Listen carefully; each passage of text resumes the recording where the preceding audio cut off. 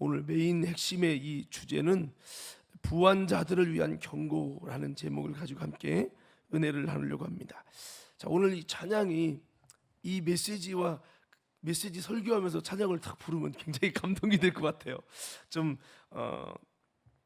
오늘 이 말씀은 어떻게 보면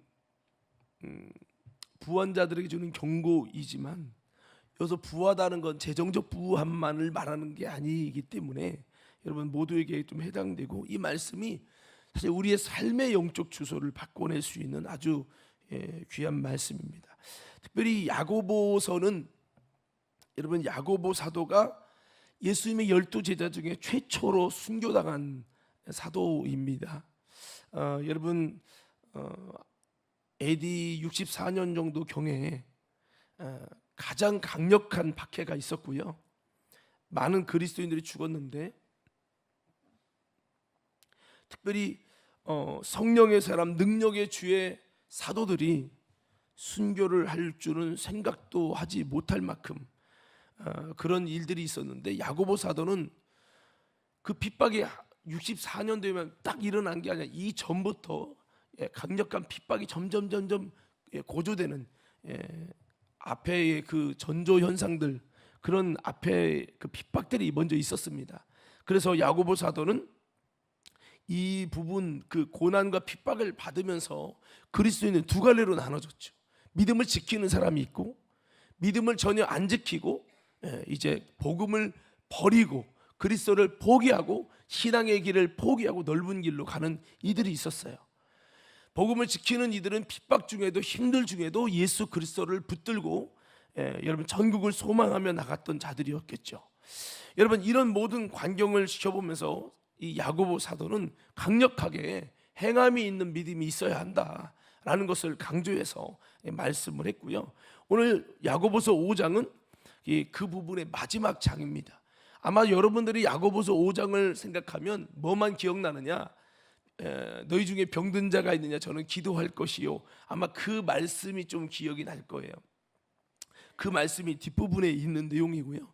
그래서 오늘 이 야고보서 5장에는 1절부터 한 6절까지 부한자들에 대한 경고가 나오고, 그 다음에 이제 7절부터 11절까지 이제 우리가 어떠한 모습을 가져야 되느냐, 이제 우리가 그러면 이 마지막 때 환난의 때 어떤 모습을 가져야 되느냐, 인내해야 된다는 말씀이 나오고, 더 나아가서 너희 중에 병든 자가 있냐, 고난당하는 자가 있냐, 우리가 해야 될 행동은 바로 기도하는 것이다. 기도는 놀라운 하나님의 능력과 역사가 일어난다. 이런 말씀을 통해서 엘리야의 능력과 여러분 간절한 기도가 얼마나 귀한지에 대해서 쭉 나오고 이 야고보서가 마무리가 됩니다. 그래서 야고보서 5장은 여러분 핍박을 당하고 결국에는 야고보 사도가 외친 대로 그렇게 순교당하게 됐던, 순교 직전에 야고보서를 기록했던, 그러니까 야고보 사도가 봤을 때 수많은 그리스도인이 예수를 따랐지만 환난을 딱 만나니까 거짓된 가짜 믿음이 많이 드러났죠. 여러분 이런 모습을 보면서 통탄히 여기면서 우리의 신앙은 이러해야 된다고 강력하게 기록했던 이 말씀이 야고보서입니다. 오늘 이 말씀을 토대로 해서 오늘 부한 자들에게 주시는 경고라는 주제를 가지고 함께 은혜를 나누겠습니다. 자, 한번 야고보서 5장 1절에서 3절 말씀을 다 같이 한번 읽도록 하겠습니다. 야고보서 5장 1절에서 3절입니다. 시작. 들으라 부한 자들아, 너희에게 임할 고생으로 말미암아 울고 통곡하라. 너희 재물은 썩었고 너희 옷은 좀먹었으며 너희 금과 은은 녹이 쓸었으니 이 녹시 너희에게 증거가 되며 불같이 너희 살을 먹으리라. 너희가 말세에 재물을 쌓았도다. 아멘. 자, 여기 보니까 들으라 부한 자들아, 너희에게 임할 고생으로 말미암아 울고 통곡하라, 이렇게 아주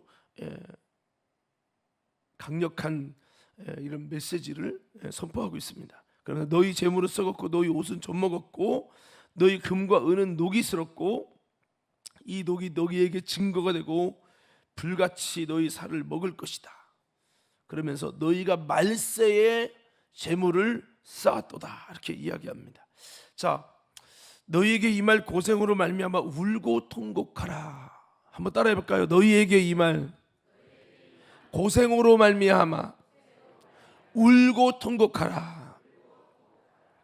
지금은 부하다고, 지금은 내가 편안하다고 자부하지만 그것 때문에 너희에게 임할 고생으로 말미암아서 너는 울고 통곡해야 된다고 말씀하고 있어요. 왜 그렇습니까? 왜 야고보 사도는 부한자들에게 경고를 주는 것일까요? 야고보 사도는 너희 재물은 썩었고 너희 옷은 좀 먹었다라고 말씀합니다. 너희 금과 은은 녹슬었으니 이 녹이 너희에게 증거가 된다라고 말씀하면서 너희는 말세에 재물을 쌓았도다라고 이야기를 했어요. 자, 부한자들에 대한 이 재물에 대해서 부정적으로 말씀하는 그 이유를 4절에서는 야고보 사도는 이렇게 말씀하고 있습니다. 4절 함께 읽도록 하겠습니다. 시작. 보라, 너희 밭에서 추수한 품꾼에게 주지 아니한 삭시 소리 지르며 그 추수한 자의 우는 소리가 만군의 주의 귀에 들렸으니라. 아멘. 여기 보면은 첫째는 너희 밭에서 추수한 품꾼에게 주지 아니한 삭시 소리를 지른다라고 이야기를 했어요. 그리고 두 번째는 추수한 자의 우는 소리가 만군의 주의 귀에 들렸다고 말씀하고 있습니다. 그러니까 이걸 한마디로 말하면 품꾼에게 삭시를 주지 않고 자기 이득을, 부당한 이득을 챙겨서 자기 부를 축적시킨 그런 잘못된 모습에 대한 이야기죠. 그렇습니다.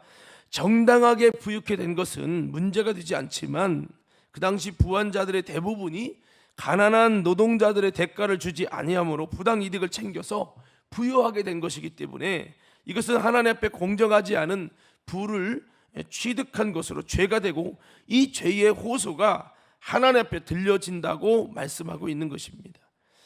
그렇다면 정당하고 올바르게 돈을 버는 자들의 부유함이 문제라고 하는 것은 아니죠. 부자는 무조건 지옥 갈 심판의 대상이다라고 하는 말도 아닙니다.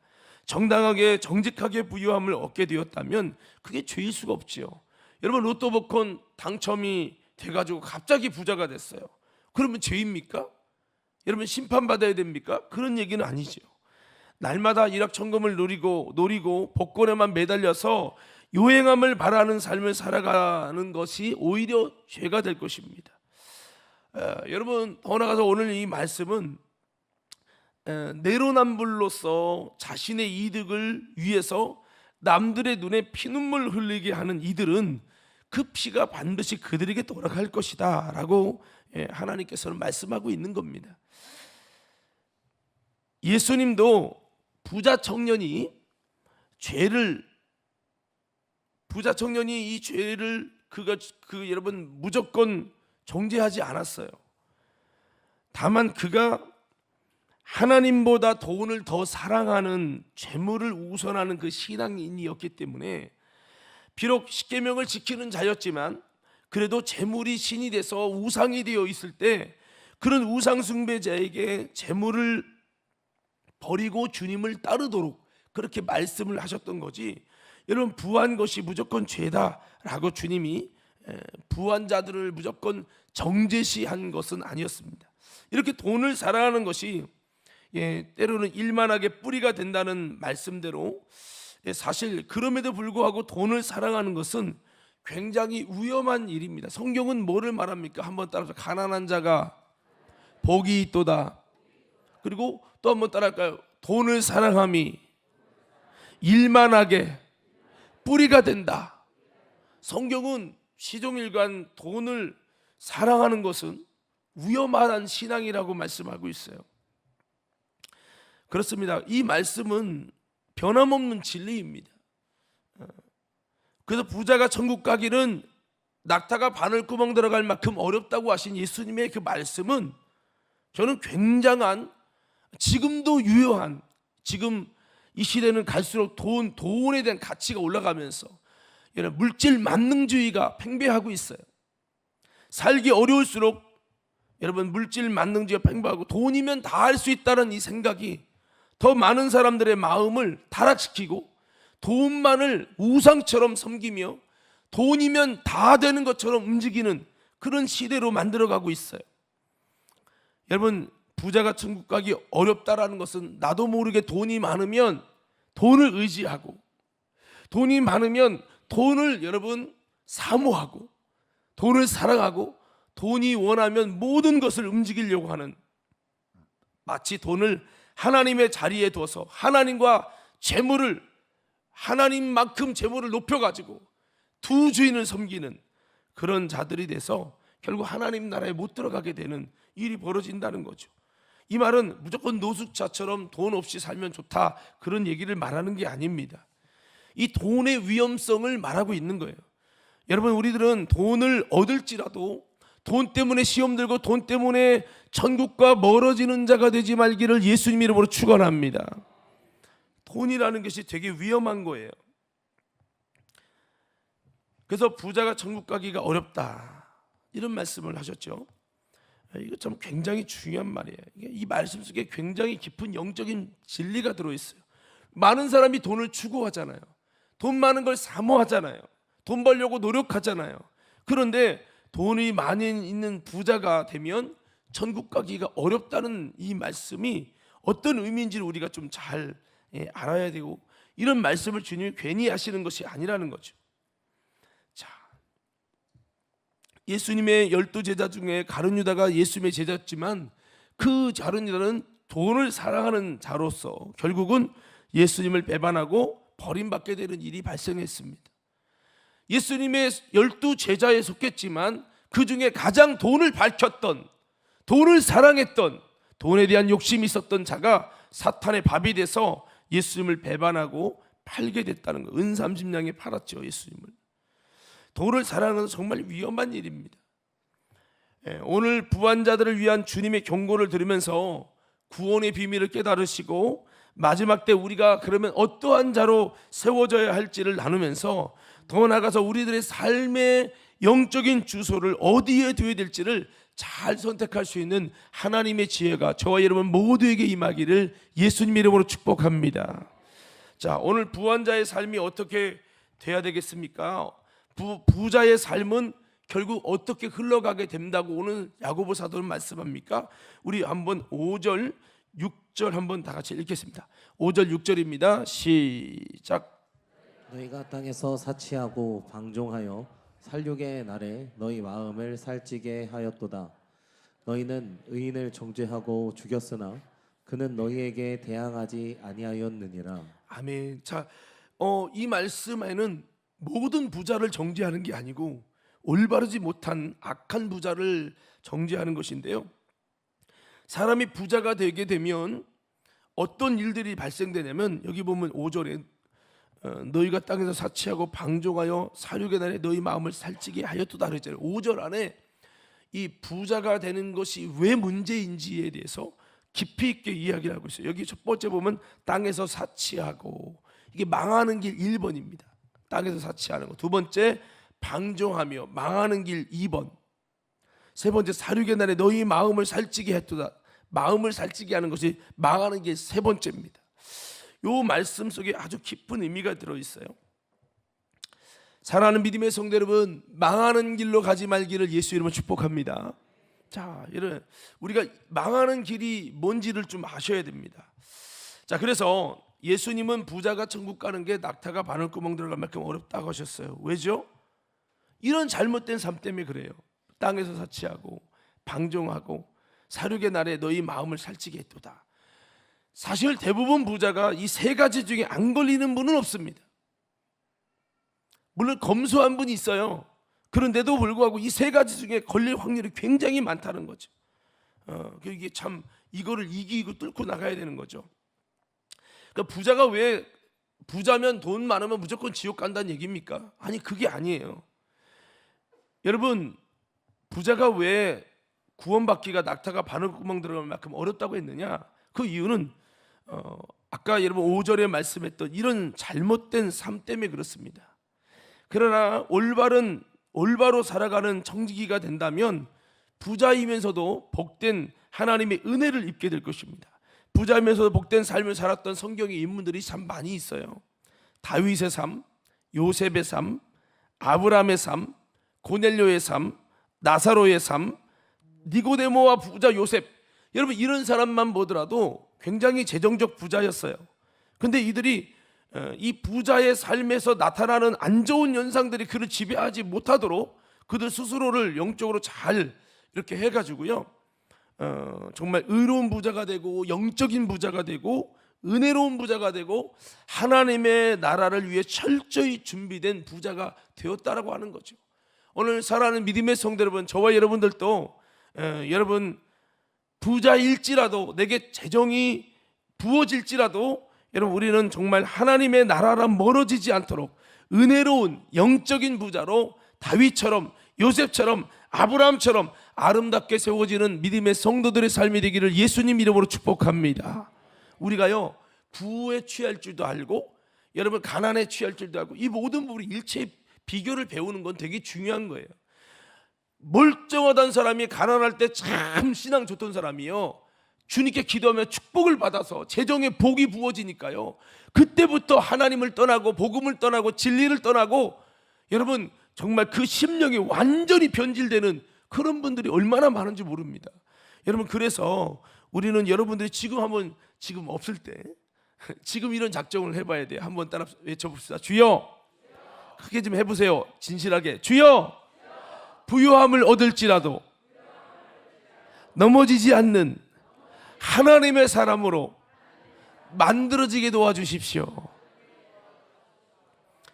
여러분 그런 좀 내가 지금 만약에 이미 부요하다면 주님 나의 삶의 주인을 철저히 예수님께 둬서 정말 내가 이 부요함 때문에 이 재정이 내 삶에 하나님을 의지해야 되는데 재물을 의지하고 하나님을 사모해야 돼 재물을 사모하고 하나님을 나의 삶의 배경으로 되는데 재물을 삶의 배경으로 두고 하나님 자리에 이 돈이 자꾸 차지하게 되면 여러분 걷잡을 수 없이 무너집니다. 나도 모르게 목에 힘들어가고 교만하고요. 목사님 나 그렇게 기도 안 해도 나는 잘 돼. 여러분 자만하게 되고요. 이거 완전히 무너집니다. 여러분 바리새인 서기관들이 왜 천국과 멀어졌는지 아시죠? 자기 교만과 자기 의와 여러분 자만 때문에 넘어진 거예요. 오늘 우리는요 절대로 이 높아졌거나 재정이 많거나 이렇게 부하게 되고 성공하게 되고 그랬을 때도 절대 넘어질 수 없는 하나님의 사람으로 잘 준비되고 오늘 부자가 멸망할 수밖에 없는 부한 자들에 대해 주시는 이 경고의 메시지 중에 나에게 해당되는 부분이 단 하나라도 있다면 철저히 나를 잘 다스려서 여러분 하나님 나라에 합당한 그릇들로 세우시고 잘못된 영적 주소 있다면 옮겨서 하나님의 기쁨 되시기를 예수님 이름으로 축복합니다. 자, 그렇습니다. 그리스도의 삶은 과연 어떠한 삶을 살아가야 될 것인가? 아마 이 중에는 땅이 좀 있어서 보상받으면 부자가 되는 분이 있을 수도 있어요. 여러분 정신 바짝 차려 잘 들으세요. 자, 우리가 마지막 때 가지 말아야 할 길에 대해서 야고보 사도는 5절에 말씀하고 있는데 그 첫 번째가 우리 다시 한번 5절 한번 읽어볼까요? 묵상하면서 5절을 다시 한번 크게 읽어봅시다. 시작. 너희가 땅에서 사치하고 방종하여 살육의 날에 너희 마음을 살찌게 하였도다. 아멘. 여기 보면 첫째는 우리가 어떤 모습이 되면 안 되냐면 땅에서 사치하는 삶이 되어서는 안 됩니다 라는 거예요. 한번 따라해 봅시다. 땅에서 사치하는 삶이 되면 안 됩니다. 자, 성경은 사치하는 삶에 대해서 이렇게 경고하고 있습니다. 마지막 때 버림받는 신앙인이 된다고 말씀하고 있어요. 요한계시록 18장 2절에서 7절 말씀인데요, 우리 다 같이 한번 눈여겨서 한번 보세요. 사치와 지옥과 어떤 관계인지요. 한번 다 같이 읽겠습니다. 시작. 힘찬 음성으로 외쳐 이르되 무너졌도다 무너졌도다 큰 성 바벨론이여, 귀신의 초소와 각종 더러운 영이 모이는 곳과 각종 더럽고 가증한 새들이 모이는 곳이 되었도다. 그 음행의 진노의 포도주로 말미암아 만국이 무너졌으며 또 땅의 왕들이 그와 더불어 음행하였으며 땅의 상인들도 그 사치의 세력으로 치부하였도다 하더라. 또 내가 들으니 하늘로부터 다른 음성이 나서 이르되 내 백성아 거기서 나와 그의 죄에 참여하지 말고 그가 받을 재앙들을 받지 말라. 그의 죄는 하늘에 사무쳤으며 하나님은 그의 불의한 일을 기억하신지라. 그가 준 그대로 그에게 주고 그의 행위대로 갑절을 갚아주고 그가 섞은 잔에도 갑절이나 섞고 그에게 주라. 그가 얼마나 자기를 영화롭게 하였으며 사치하였든지 그만큼 고통과 애통함으로 갚아주라. 그가 마음에 말하기를 나는 여왕으로 앉은 자요 과부가 아니라 결단코 애통함을 당하지 아니하리라 하니. 예, 여기 보면 사치 여러분 사치하는 사람들의 그 같은 사춘 같은 영적 주소가 실제로 보면 그가 얼마나 자기를 영화롭게 합니다. 그 돈과 부로 자기를 영화롭게 해요. 그리고 사치해요. 그런데 그만큼 고통과 애통함을 하나님은 갚아준다는 거예요. 그가 마음에 사람들에게 말하자죠. 내 마음 속에 말해. 나는 여왕이야. 나는 왕이야.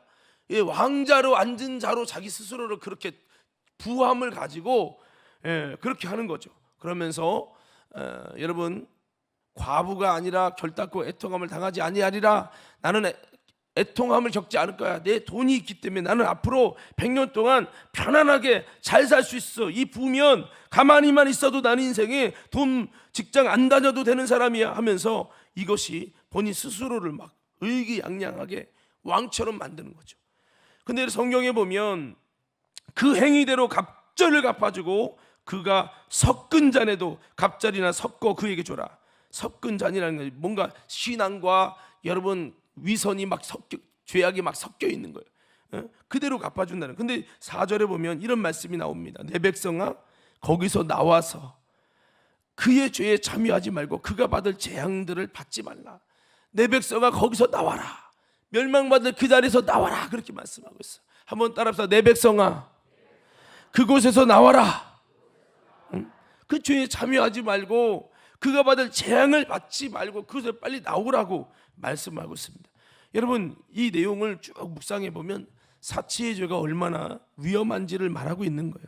내 백성아 거기서 나와 그의 죄에 참여하지 말고 그가 받을 재앙들을 받지 말라.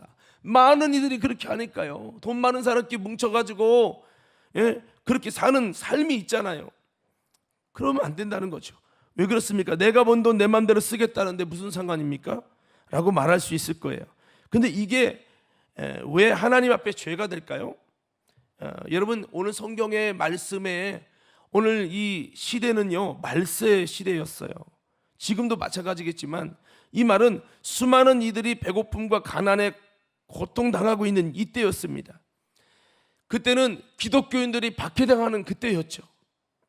그런데 여러분 그 당시에 수많은 이들이 그리스도에 속한 하나님께 속한 청지기였잖아요. 여러분 우리는 청지기잖아요. 청지기는 주인의 것을 잘 관리하는 자인데 내 소유도 모두 내 것이 아니고 주님의 것인데 여러분 주인의 것을 주인의 뜻대로 관리하는 자가 되어야 되는 거잖아요. 그런데 그 당시 주님의 그 주인 대신 주님의 의도가 뭐예요? 가난한 자, 고아, 과부에 대한 큰 관심을 가지고 고아의 하나님, 과부의 하나님이라고 말씀하는 하나님이셨어요. 사랑이 크신 분이었어요. 그래서 지극히 작은 자에게 한 것이고 내게 한 것이라고 말씀하셨고 지극히 작은 자에게 하지 않은 것이고 내게 하지 아니한 것이라고 말씀하시면서 심판하시는 그 장면들을 우리는 성경에서 많이 볼 수 있어요. 여러분 그런데 그 당시에 정말 어려울 때 여러분 이스라엘 백성들은 주님이 다 청지기인데 청지기로서 주인의 것을 관리하는 자가 아니라 주인 것을 내 것이라고 주님 것을 내 것이라고 고집하며 자기 마음대로 사치의 삶을 살게 됨으로 인해서 여러분 수많은 사람은 굶어서 먹지 못해서 죽어가고 있고 그런 어려움 중에도 부자는 그 악한 길을 자기 중심, 자기 이기주의, 개인 이기주의에 푹 빠져서 그 길을 걸어가게 됐던 거죠. 여러분 성경은 예수님께서 이렇게 말씀하죠. 마태복음 25장 34절에서 46절에 보면 이렇게 말씀을 하고 있습니다. 우리가 청지기로서 이렇게 삶을 살아야 된다고 말씀하고 있어요. 다 같이 한번 읽겠습니다. 시작. 그때 임금이 그 오른편에 있는 자들에게 이르시되 내 아버지께 복 받을 자들이여 나와 창세로부터 너희를 위하여 예비된 나라를 상속받으라. 내가 줄일 때에 너희가 먹을 것을 주었고 목마를 때에 마시게 하였고 나그네 되었을 때에 영접하였고 헐벗었을 때에 옷을 입혔고 병들었을 때에 돌보았고 옥에 갇혔을 때에 와서 보았느니라. 이에 의인들이 대답하여 이르되 주여 우리가 어느 때에 주께서 줄이신 것을 보고 음식을 대접하였으며 목마르신 것을 보고 마시게 하였나이까. 어느 때에 나그네 되신 것을 보고 영접하였으며 헐 벗으신 것을 보고 옷 입혔나이까. 어느 때에 병드신 것이나 옥에 갇히신 것을 보고 가서 배웠나이까 하리니 임금이 대답하여 이르시되 내가 진실로 너희에게 이르노니 너희가 여기 내 형제 중에 지극히 작은 자 하나에게 한 것이 곧 내게 한 것이라 하시고 또 왼편에 있는 자들에게 이르시되 저주를 받은 자들아 나를 떠나 마귀와 그 사자들을 위하여 예비된 영원한 불에 들어가라. 내가 줄일 때에 너희가 먹을 것을 주지 아니하였고 목마를 때에 마시게 하지 아니하였고 나그네 되었을 때 영접하지 아니하였고 헐벗었을 때에 옷 입히지 아니하였고 병들었을 때와 옥에 갇혔을 때에 돌보지 아니하였느니라 하시니 그들도 대답하여 이르되 주여 우리가 어느 때에 주께서 줄이신 것이나 목마르신 것이나 나그네 되신 것이나 헐벗으신 것이나 병드신 것이나 옥에 갇히신 것을 보고 공양하지 아니하더이까. 이에 임금이 대답하여 이르시되 내가 진실로 너희에게 이르노니 이 지극히 작은 자 하나에게 하지 아니한 것이 곧 내게 하지 아니한 것이니라 하시니라. 그들은 영벌에 의인들은 영생에 들어가리라 하시니라. 아멘. 여기 보면은 지극히 작은 자에게 한 것은 꼭 예수님께 한 것이고 지극히 작은 자에게 하지 않은 것은 예수님께 하지 않은 행동이 됩니다. 그래서 영벌에 들어가는 예수님 그 지극히 작은 자에게 선을 행하지 않은 이들이 예수님을 알아봅니다. 예수님을 알아보고 아마 예수님을 섬겼고 예수님께 헌금도 드리고 다 했을 거예요. 근데 우리가 왜 영벌에 들어가야 합니까? 지극히 작은 자를 외면한 것이 너희의 자기 부만 유지하며 나만 행복하려고 했던 이것이 예수님을 외면한 것이 되어져서 영벌에 들어가게 된다는 거예요. 아니 가난한 사람 못 도와준 것이 상급을 좀 못 받는 것이면 좋은데 그게 아니라 지옥에 들어간다 이 말입니다. 이게 굉장히 충격적인 이야기예요.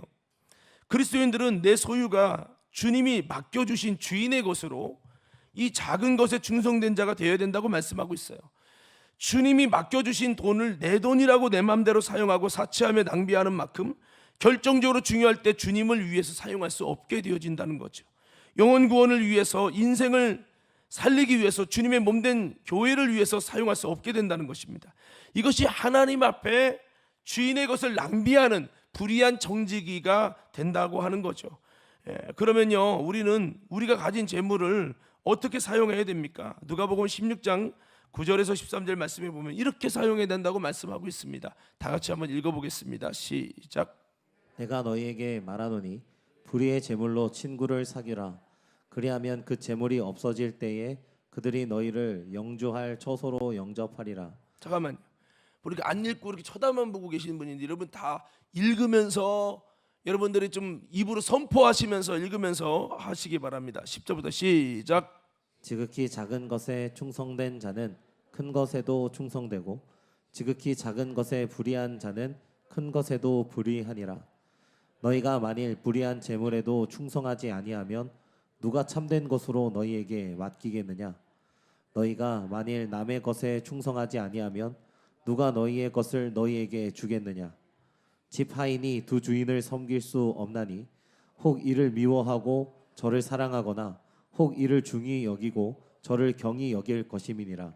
너희는 하나님과 재물을 겸하여 섬길 수 없느니라. 아멘. 여기 보면 그리스도인들은 재물에 충성된 자가 돼서 주인이 누구인지 정확히 삶의 현장에서 드러나야 할 존재들이 그리스도인이라고 말씀하고 있어요. 더 나아가서 내게 맡겨주신 재물로 뭐를 하는 거냐? 친구를 사귀어야 된다는 거예요. 친구를. 자, 우리에게 주신 재물로 뭐를 사귀어야 된다고요? 친구. 이 친구가 누굴까요? 술 친구예요? 클럽 가서 막 춤추는 친구예요? 아니죠. 이 친구는 첫째는 예수 그리스도를 의미합니다. 할렐루야. 그리고 더 나아가서 우리가 지극히 작은 자 구원하고 복음을 증거해야 될 여러분 그 잃어버린 그 영혼 어려움 가운데 있는 도움이 필요한 그 사람들에게 여러분 우리가 친구가 되어줘야 된다는 그 이야기죠. 그래서 이 재물을 어떻게 쓰느냐가 그 사람의 영적인 신앙의 실체, 영적인 주소를 드러내 주는 것이다라고 하는 겁니다. 여러분 내가 어떻게 사는지를 보면 내 돈 쓰는 거 보면 그 내 신앙의 지금 상태가 드러나는 거죠. 이 재물로 영혼을 구하는 데 사용하고 이 재물로 예수님을 사귀는 데 쓰는 자가 이 재물의 주인을 참으로 인정하는 자가 되는 것이고요. 이 재물이 나의 주인이 아니라 이 재물은 단지 참된 주인이신 예수님과 가까워지는 비결이고 주인의 뜻대로 사용해야 될 나의 의무가 들어가 있다는 것을 아는 것이 바로 참된 정직이의 정직이 신앙의 자세다라고 하는 겁니다. 아멘이십니까? 그래서 재물에 대한 사용을 보면 그 사람의 참 주인이 누군지를 알 수 있다는 거예요. 우리가 겉으로는 주여 주여 뭐 하지만은 재물을 어떻게 쓰는지 보면 내가 무엇에 관심이 있고 여러분 또 무엇이 주인인지 그 재물의 출처를 보면 다 나오는 거죠. 이것이 바로 주인이 기뻐하시는 중심이고 이것이 곧 이웃 사랑을 하게 하는 일을 위해 쓰는 청지기, 그것이 재정을 올바로 사용하는 것이라는 거죠. 우리의 재물을 이웃을 섬기고 사랑하는 데 사용하며 더 나아가서 예수님을 사귀는데 사용할 수 있는 저와 여러분 되기를 예수님 이름으로 축복합니다. 올바른 청지기가 되는 거죠. 올바른 청지기에게 주님은 어떻게 해요? 더 많은 것을 맡겨주신다. 재물을 더 많은 것을 맡겨주셔서 재물에 충성된 자로 세우신다라고 말씀하고 있습니다. 이 재물을 내 것이라고 사치하며 내 마음대로 사용해서 내 마음을 즐겁게 하고 내 마음에 살을 찌게 하는 것으로 사는 것은 영적으로는 문제가 된다고 하는 것입니다.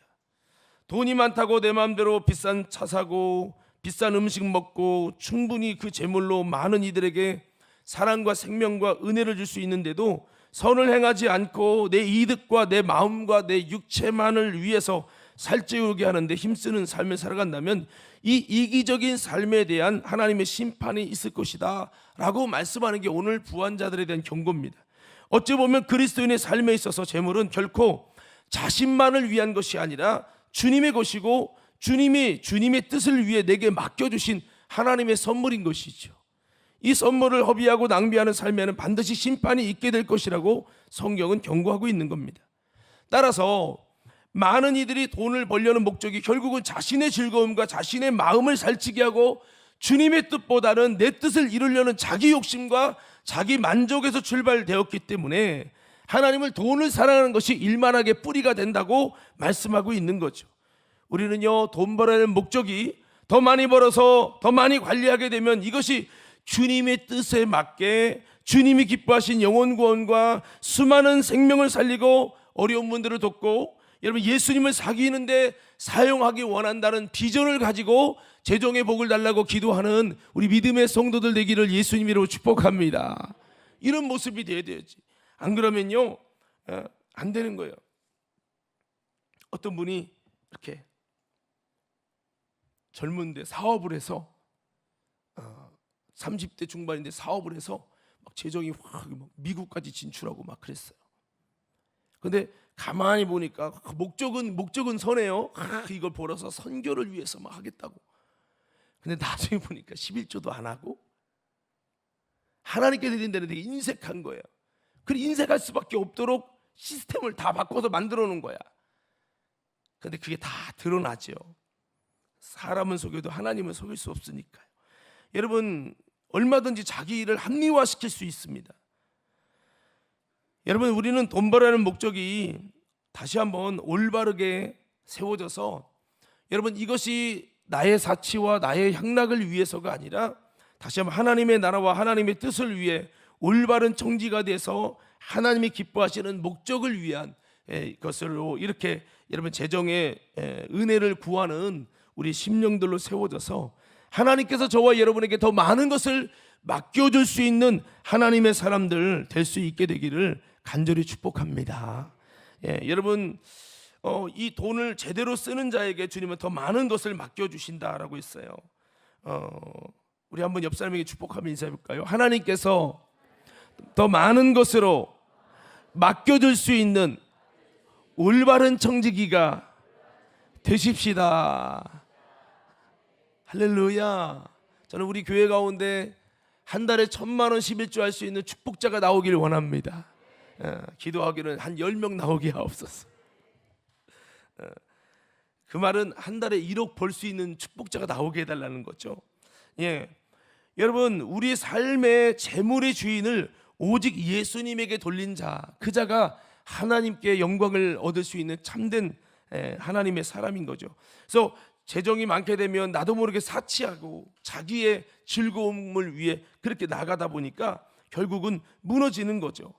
그러나 이것이 이 재정의 부유함이 나를 위한 게 아닙니다. 주님의 뜻을 위해, 주님 영혼 구원을 위해서, 하나님 잃어버린 영혼을 위해서, 예수님의 뜻을 위해서 하기 원합니다. 이런 진실한 마음을 가지고 나가면 주님이 재정도 더 주실 뿐만 아니라 주님이 그 사람을 통해 영광을 받으시고, 여러분 정말 우리가 하나님의 기쁨이 된다는 거죠.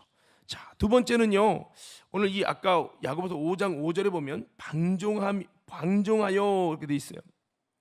우리가 부한 자들에 대한 경고, 두 번째 뭐 하지 말아야 되느냐, 따라합시다. 방종하지 말라. 다시 한번 크게 해보세요. 방종하지 말라.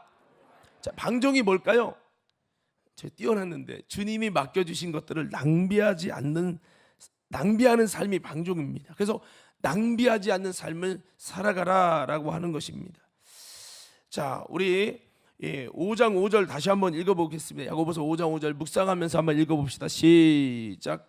너희가 땅에서 사치하고 방종하여 살육의 날에 너희 마음을 살찌게 하였도다.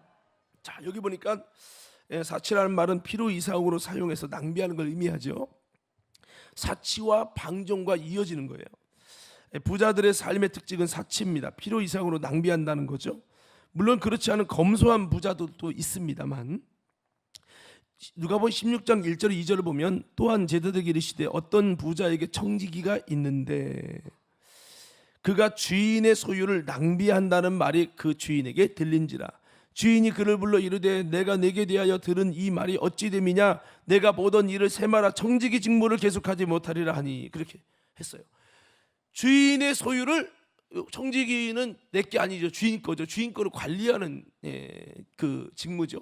회계사 같은 거예요. 주인의 것, 재정을 관리하는 건데, 주인의 것을 관리하는 청지기인데 주인의 소유를 낭비해. 내 것처럼 주인의 것을 내 것으로 낭비해 버리는 거예요. 그러니까 주인이 그를 청지기 직무 그만하도록 하겠다는 거예요. 그만하게 하겠다는 거예요. 청지기라는 거는 우리 인생이 바로 청지기 삶이기 때문에 우리 인생을 불러서 그들을 하나님이 데려가시겠다는 얘기가 되는 거죠. 자, 그래서 그 주인의 것을 낭비하는 이 삶이 영적인 방탕의 삶이, 방종의 삶이 되는 것입니다. 자, 누가복음 16장 19절 보니까 지옥에 들어가게 되는 이 부자의 삶이 어떤지를 나타내고 있어요.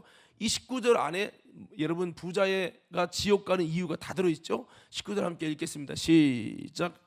한 부자가 있어 자색 옷과 고운 베옷을 입고 날마다 호화롭게 즐기더라. 자, 부자의 세 가지 모습은 자세, 내가 왕이라는 거죠. 내가 왕처럼 사는 거예요. 두 번째 고운 배옷, 내가 주인처럼 사는 거예요. 세 번째 날마다 호화롭게 즐기더라. 이것이 바로 낭비하는 삶을 말하고 있는 거예요. 호화롭게 즐기더라. 낭비하는 삶, 방종하는 삶을 살았더라. 이 방종하는 삶이 내게 주신 자원과 에너지와 이 재정이 주님의 복음을 위해 쓸 수 있어야 되는데 호화롭게 즐기면서 낭비하면서 사용했죠. 이 삶이 바로 부자가 멸망에 들어가는 이유였던 거예요. 자, 그렇습니다. 사치의 삶은 방종의 삶으로 자연스럽게 이어집니다.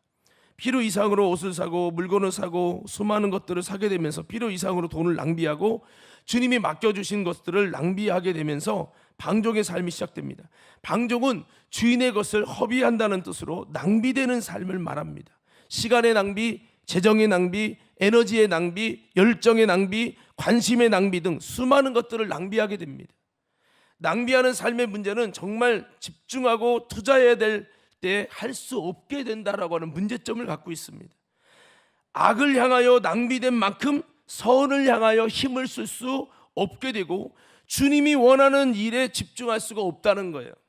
그렇게 되면 그 방종의 결과 또다시 돈을 구하러 지나친 경제활동과 돈 버는 일에 대한 집착으로 이어지고 그러다 보면 기도하는 일과 영혼 살리는 일과 예수님과 가까워진 일이 힘들다고 말하는 그런 삶이 될 수밖에 없는 거죠. 이게 악순환이 되는 겁니다. 소금물, 바닷물을 마시니까 갈증이 더 심해지니까 바닷물을 더 마시고 바닷물을 더 마시다가 나중에 여러분 탈수 때문에 죽는 거예요. 똑같은 현상이 되는 거죠. 그래서 이 방종의 삶이 계속 이어지는 거예요. 낭비되니까 그걸 더 채우려고 하나님이 주신 것에 만족하고 사는 게 아니라 뭔가 내가 원하는 욕심을 위해 재정을 낭비하고 시간을 낭비하고 여러분 삶을 낭비하고 에너지를 낭비하니까 정작 주를 위해 기도할 시간도 정작 주를 위해서 하나님께 드릴 것도 없는 거예요. 그러다 보니까 더 지나친 경제 활동을 하려고 하는 거죠. 여러분 게임 중독, 스마트폰 중독, 여행 중독, 취미 중독, 쇼핑 중독, 여러분 이 모든 것은 육신의 정욕과 쾌락을 위한 부자와 같은 방탕의 삶이고 낭비되는 삶이며 방종의 삶이고 주인의 것을 허비하는 불의한 청지기의 삶입니다. 우리는 이런 자들의 영적 주소에서 나오시기를 예수님 이름으로 축복합니다. 우리에게 시간은 제한적이에요. 내가 하고 싶은 것 다 하며 살 수 없습니다. 시간은 정해져 있고 제한적이기 때문에 정말 내가 어떻게 살아야 되는지 정확히 정하고 계획하지 않는다면 흥청망청의 삶을 살 수밖에 없습니다. 재정을 사용하더라도 한 달에 나갈 돈이 있고 꼭 써야 될 계획이 있는 것인데 이거 생각하지 않고 아무 때나 지름신이 와가지고 사고 또 사고 하면 재정에 마이너스가 와서 정작 해야 할 때 사야 될 때 사지 못하는 일들이 벌어진다는 겁니다. 수련회 등록금 내야 되는데 낼 돈이 없고 맥주감사절 헌금을 해야 되는데 드릴 헌금이 없고 11조를 해야 되는데 다 내가 써버려가지고 못하게 되면서 11조를 해야 된다는 걸 알면서 주님의 것을 도둑질하는 삶을 살아가는 거예요. 사랑하는 성도 여러분, 욕심이 잉태하면 죄가 나아지고 죄가 당성하면 사망에 이르는 거예요. 그러면 그 결과 지옥에 가는 거죠. 사랑하는 성도 여러분, 우리 도둑놈 되지 마시길 바랍니다. 우리 옆 사람에게 한번 인사하세요. 손잡고 우리 도둑놈 되지 맙시다. 시작. 자, 여러분 뭐가 도둑놈이에요? 바로 주님께 드릴 것을 내가 다 써버려 가지고 하지 못하게 될 때, 그게 바로 신령한 거룩한 도둑질이 되는 거죠. 근데 제가 이렇게 삶을 경험해 보니까요, 이런 일들이 있어요. 뭐냐면 이번에 맥주 감사절을 준비해야 돼. 그런데 사단이 자꾸 내가 뭔가 사고 싶은 게 생기게 하는 거야. 그래서 하나님께 드리려고 지금 저축하고 모으고 있는 돈인데 요놈이 막 그냥 지름신을 막 줘가지고 아이고 이거 너무 사고 싶네 이렇게 만들까. 그래서 스스로 느끼면서 야 헌금하려고 준비하고 있는데 그 돈을 깨서 이거 사 마귀 갖고 옆에서 야 이거 사면 너가 너무 행복할까. 이런 기회가 없어. 특가래 특가. 그러니까 내가 헌금하려고 모아놓은 돈인데 그거를 쓰고 싶은 거야. 이야 이게 무서운 신이 지름신이더라고. 자 여러분, 어떤 분은 뭘 사지는 않는데 여행하는데 목숨을 열심히 모아서 여행하는 데는 막 집중하는 거예요. 그러나 정작 하나님께 드릴 때 인색하는 거예요. 그 뭐야, 돈을 사랑하는 마음 때문에 뭔가를 한다고 막 수련회 후원하래. 부담스러워. 돈을 사랑하는 마음이 있기 때문에 그런 거죠. 하나님의 나라를 위해서는 요만큼도 쓰는 게 아까운 거죠. 누군가를 돕고 싶어도 돈이 없어서 도울 수가 없다는 거죠. 뭔가 중요한 일을 해야 되는데 할 수 있는 시간이 없다는 것입니다. 정말 해야 될 기도 시간에 기도할 에너지가 없다는 거예요. 왜냐? 밤새 드라마 시청하고 스마트폰에 빠져서 내가 주님께 드리고 주님과 사귀어야 할 시간을 다 부도냈기 때문인 것입니다. 이게 바로 낭비의 삶이고 소모되는 인생의 삶입니다. 사실 방종의 삶은 꼭 재정적인 부분만 가르치는 게 아니에요. 우리가 우리의 삶에 쉴 때도 스트레스를 풀 때도 있어야 돼요. 맞아요. 그런데 내가 정말 사용해야 될 때 시간도 재정도 에너지도 마음도 다 사탄은 낭비하게 하는 방종의 삶을 통해서 우리들의 삶과 영을 망가뜨리고 주님의 뜻을 망가뜨린다는 거예요. 그런 다음에 우리는 이렇게 변명합니다. 목사님 하고 싶은데요, 시간이 없어서요, 돈이 없어서요, 하고 싶지만 에너지가 안 돼, 체력이 안 돼서요, 상황이 안 돼서. 이런 것이 바로 다 사단이 만든 계기고요, 사단에게 썩은 자들이 하는 변명에 불과합니다. 1달란트 받은 자에게 여러분 그가 뭐라고 변명합니까? 당신은 굳은 사람이라 심지 않은 데서 거두고 해치지 않은 데서 모으는 분인 줄 내가 알았으므로 내가 묻어두었습니다 라고 고백합니다. 그러나 그 변명은 전능하신 하나님에게는 통하는 것이 아닌 것이죠. 그는 슬피 울며 이를 갖는 심판이 부어질 것이라고 말씀하고 있어요. 어떻게 보면 1달란트 받은 자가 무슨 예수를 안 믿었습니까? 사람을 죽였습니까? 11조를 떼먹었습니까? 예배를 무성의하게 드렸습니까? 그런 거 아닙니다. 하지만 이런 것도 아니고도 얼마든지 슬피 울며 이를 가는 하나님의 심판을 받게 된다는 겁니다. 왜냐? 그는 하나님의 주신 것에, 맡긴 것에 낭비를 통해 주의 재산을 낭비한 방종한 삶이었기 때문에 그렇다는 거예요. 이 방종하는 삶에 대한 여러분 삶의 죄악의 심판의 무게가 무서운 겁니다. 주님이 맡기신 금 1달란트는 우리나라 시가로 따지면 20억 원에 해당하는 거예요. 이런 돈인데 이걸 활용하지 않고 땅에 묻어둔다는 것은 주님의 재산을 허비하고 낭비하는 아주 악함을 말하고 있는 것이기 때문에 주님의 심판을 받는 것은 당연한 것입니다. 주님의 것을 하나라도 잘 사용하고 저축하고 부흥케 하고자 하는 여러분 종으로서 가져야 할 당연한 자세의 마음이 이 종에게는 없었다는 것입니다. 그것이 뭐예요? 그 자체가 믿음이 없는 거고, 주님을 향한, 주인을 향한 배신자의 마음이고, 주인에 대한 충성심도 중심도 없는 여러분 마음이기 때문에 심판을 받게 된 거죠. 우리도 마찬가지입니다. 우리는 주님의 핏값으로 사신받은 주님의 자녀고, 주님의 종이고, 주님의 가족이고, 주님의 지체이고, 주님의 신부입니다. 인정하시면 아멘 하십시다. 우리는 신랑 대신 예수님을 위해 힘써야 되는 것입니다. 주님의 나라와 뜻이 이루어지길 소망하며 이를 위해 하나님의 아들이 죽기까지 사랑하신 일들을 위해서 우리도 거룩한 투자와 거룩한 수고를 통해 하나님의 나라가 세워지길 원합니다. 주님의 나라와 뜻을 위해 힘쓰고 애쓰고 여러분 그런 자들이 돼야 되는 거죠. 왜? 우리는 주님의 신부니까, 주님의 종이니까, 주님의 자녀고, 주님의 지체니까. 할렐루야. 그래서 우리는 나를 내 것이라고 고집하지 말고 주님의 것으로 행동하고 삶의 우선순위를 주님께 두어야 되는 것이죠. 나는 내 것이 아니라 주님의 것입니다. 목사님만 주의 종이 아니고요, 우리 모두는 다 주의 종이란 말이에요. 다시 한번 우리 축복하며 인사해 봅시다. 옆 사람에게 이렇게 인사 한번 해보세요. 웃으면서 인사해 보세요. 우리는 주님의 종입니다. 이 말은 주님의 것이라는 거죠. 내 인생이 아니고 예수님의 인생을 사는 거예요. 예수로 다시 살아난 주님의 지체로, 주님의 성전으로 삶을 살아가고 있음을 여러분 잊지 마시길 바랍니다. 내가 언제까지 주인 되어 살겠는가? 고린도 교회처럼 육신에 속한 자 돼서 성령 받고 예수 믿고 거듭은 났는데 여전히 내가 삶의 주인 되어서 영혼의 기쁜 잠을 자고 움직이지 못하는 삶을 살아가서 방황하고 방종하고 낭비하는 삶을 언제까지 살 것이냐는 것입니다. 여러분 하루빨리 잠자는 자 가운데서 일어서시기를 예수님 이름으로 축복합니다. 자, 여러분 이제 말씀을 마무리하도록 하겠습니다. 제가 전에 그런 말씀을 좀 드렸었죠. 우리 연주팀들은 와주시고 월요일에 특세 때 쉬는 날인데 쉬는 목회자들이 좀 쉬고 충전하는 그날에 제가 나름대로 악기를 치고 기타를 치고 그렇게 했는데 주님이 이것에 반기를 드셨어요.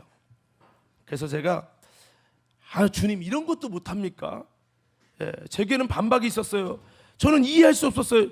야, 하나님 이런 것도 못합니까? 제가 골프를 치는 것도 아니고 하나님 뭐 이런 음악 같은 거 하면 여러 가지로 정서적으로도 좋고 한 건데 하나님 꼭 이것까지 못하게 해야 됩니까? 라는 내 안에 반문이 있었어요.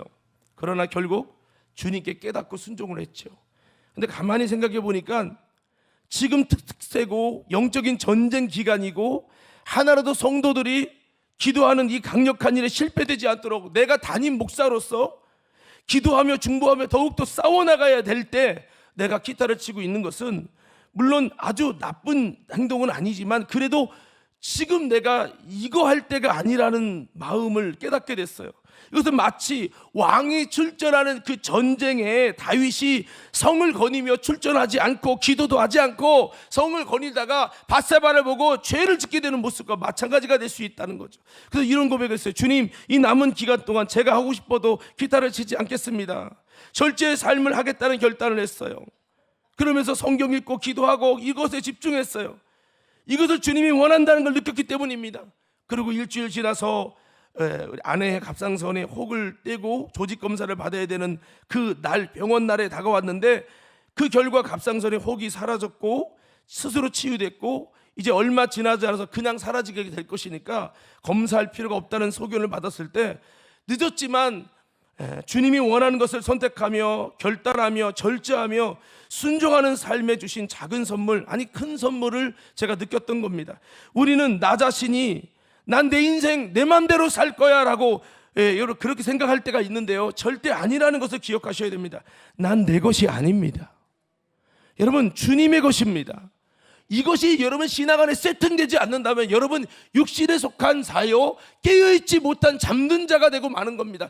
잠든 자에 대한 결과는요, 슬피 울며 이를 가는 일이 있게 되어질 것입니다.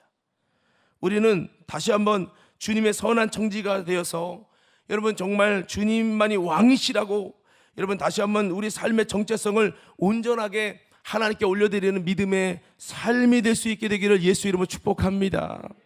내가 무엇을 위해 살아야 되고 어떻게 세월을 보내야 되는지 한번 고민해 보세요. 나의 행복을 위해, 자기 만족을 위해 사는 것이 아니고요, 나는 주님의 종이고 주님의 청직이라는 것을 잊어버리시면 안 됩니다. 내가 누군지 모르고 내 마음대로 사는 게 얼마나 큰 죄인지 알아야 됩니다. 1달란트 받은 자는 이것을 망각한 것입니다.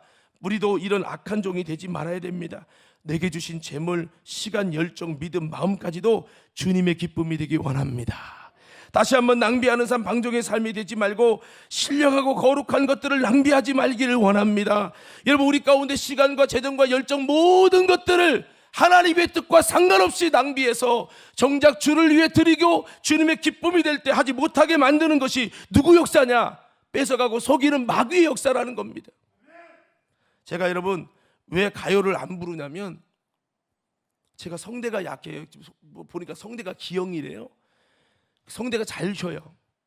근데 조금만 하면 이번에도 집회 갔다가 좀 쉬었었는데 지금 회복 좀 됐는데요, 이렇게 성대가 약한데 가요 부르고 막 노래 부르면요, 몇 곡만 부르면 목이 다 쉬어.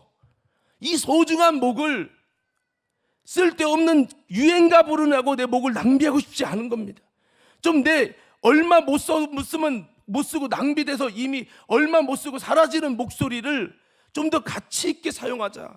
그게 뭐냐? 주님의 영광을 위해 써야지. 내가 혈기 부리고 성질 내는데 목을 써서 목이 쉬어버리면 얼마나 이것만큼 억울한 게 없죠. 오늘 사랑하는 믿음의 성도 여러분, 저와 여러분들을 다시 한번 하나님이 기뻐하는 구별된 삶으로 바꿔내셔서 저와 여러분의 삶이 오늘 여러분 부자가 땅에서 사치하고 방종함으로 낭비하는 삶을 살 때 이것이 여러분 정말 하나님의 심판의 대상이 되고 이것이 무너지는 문제가 됐는데, 목사님 저는 부자가 아니에요. 그런데 땅에서 사치하네. 부자가 아니에요. 그런데 낭비하는 삶을 사네. 부자와 똑같은 심판을 받는 겁니다. 지금 부자냐 아니냐가 문제가 아닙니다. 부자가 잘못되고 멸망하는 그 이유가 뭐냐?